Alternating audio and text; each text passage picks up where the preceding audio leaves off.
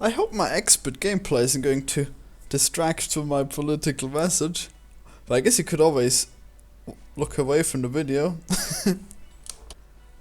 Democracy means that the entire population has a say in how the country is run. Unfortunately, that is not exactly how we're handling it these days.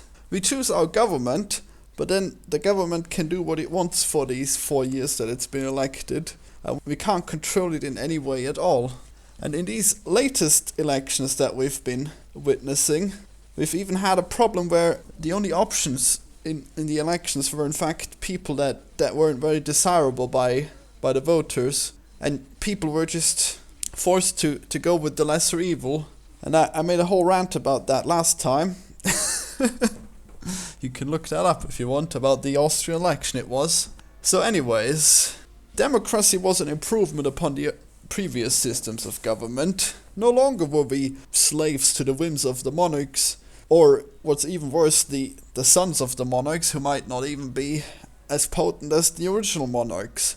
No more dynasties of monarchs, hopefully. Though there were dynasties of US presidents, aka the Bushes, but that's not too bad. They were still elected at least, so democracy was doing its job somewhat. I would, however, say that it is time for another improvement upon democracy. I think that democracy should be implementing technology to a far greater extent than it is now. It made sense in the past that we would have these chosen leaders that would then rule until the next election. But it doesn't make sense anymore, because now we have the ability to have polls over the internet, an ability which we don't use. We don't hand out logins to the citizens that they can use to vote online, and I think that would be an improvement if we would indeed have such a system. I propose a system of digitized democracy. Digimocracy. I wonder if that has a good ring to it.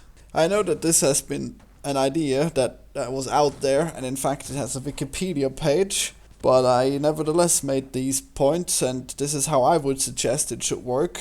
And I didn't read the Wikipedia article about it, so I guess you can do that or listen to me, either way, or both. So essentially it would be one big discussion board, split into several segments such as foreign policy, economy, laws, agriculture, energy, drug enforcement, whatever. Pretty much any type of legislation that we have now would have a sub-forum, and politicians would post on these forums, and they would make their case why they would change the legislation in one way or another, and no longer would we be bound by having this one party and then take the entire program of that party. Now we would have it so that we could vote on every individual issue, and we would be able to more accurately reflect the will of the people that way. So essentially these politicians, they write their stories, their threads, and the other people, they can react to it, and you can give the politicians reputation, some kind of reputation coins that you can give them, and you can take them away again. So basically every account can give reputation to another account one time and then take it back or give it back, or you can change your mind infinitely on who you want to support with your reputation. But the reputation alone isn't. The reputation then allows the politician to make a poll, and these polls, they're the real deal. They will be pretty much like a vote of the people, pretty much what's the word for that? Like Brexit, when they asked the entire population yes or no, and they decided, and then it would be like that, but not exactly like that. So basically, politicians can create polls if the politicians have enough reputation. Everyone can become a politician just by posting on the forums and getting reputations from their fellow citizens. They have to be the right age, obviously. They have to be 18 or whatever. What age do you vote at? Is it 16? Who knows? I mean, it might be here. Yeah, I think age of consent is 16 here. Never mind that. I'm sure it's 18 everywhere else. So these polls, they work differently. So basically, everyone can. I mean, these polls they get made, and then everyone can vote yes or no. And the more the more votes a poll gets, the more visibility it will get. So once it's achieved, I don't know, 100 votes, then it'll go into a list of all the polls, and they will be sorted by trending popular votes, and then it will hopefully gain votes continuously, or it will get votes against, in which case it will lose traction. So basically, once it's gotten 25% of the population as votes, then that's when it becomes interesting, because then it'll be on the front page of whatever, and then the ones that are the closest to being over 50%, they get higher up. So essentially, it needs 50% of all the people in the country to. Is that right? Maybe 40%. No, it can't be right.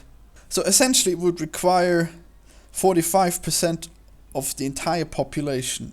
The entire population worth in votes for it to be legislation. But not. You may think that's not correct, but it's fine, because the way that works is that once it has 45%, then a countdown starts, where it would take 5 years for it to become legislation. And in these 5 years, people can vote for or against it. They can change their mind on it. If they've already voted, they can change their vote and vote the other way, or not. They can say they can remove their vote. I guess not voting would be the same as yeah. Well, I guess you can vote in the middle. Anyways, however, if a poll becomes so popular that it gets 90% of the entire population, then it will immediately become legislation. So essentially, 45% and less than 20% negative votes, that is. So if 45% of people have voted for and only 19 have voted against, then it will take 5 years for it to become legislation.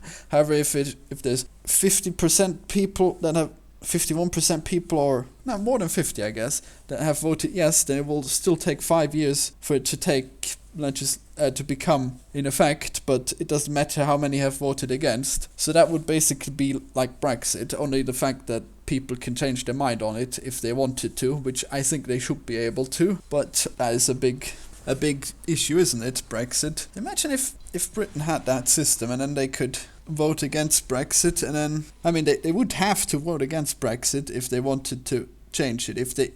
They would have 5 years to change their mind, or they could speed up the vote by gaining more votes for it. So if they get 60%, I don't know how many that would make, maybe 4 years, maybe that would mean that it would take 4 years to be taken into office. So that those numbers are of all the voters, all the population that have voted, that are allowed to vote. Alright, never mind that. Okay, so basically these polls, people can change their mind, and it takes a while to change anything unless you have lots of people voting yes, which should make it so that the country could be able to act very quickly if a large number of people vote for it, a massive majority of 90% of all voters. So on the front page there would be this list of the important issues, and the ones that the time is running out, those will be on there. Newest issues and issues that are about to be taken into effect. So essentially you probably would, on a regular day, would see about 10 different ones on there. Most of them would be pretty minor things, I guess.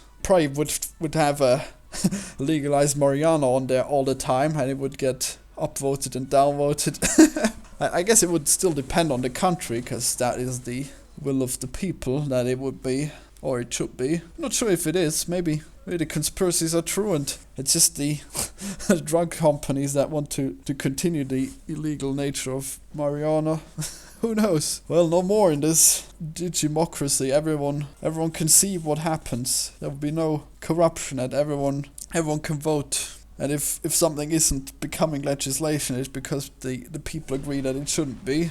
So it sounds interesting, right? I'm not sure if it sounds good to you. Some people make the argument that people might not be able to use the internet, and then they would be robbed of their voice. But I think that would be a stupid argument, because I don't think that anyone wants people that are too dumb or unwilling to use the internet to run the country. And at least in socialist states like Austria, there would not be anyone who can't afford the internet. You can buy a phone with internet for €200, or you could visit an internet cafe for even less. So basically everyone who has their login and their authentication will be able to sign into the brave new world. And it would not be dystopian, surely. And they could just log in and make their voices heard, which they can now too, I guess, by making YouTube videos or posting on forums. The only difference would be that it would be something official, where you could have some actual power. The most important part to put into effect this system would be to have it so that every citizen has a login, and they would all there would have to be a way to authenticate that they have the power.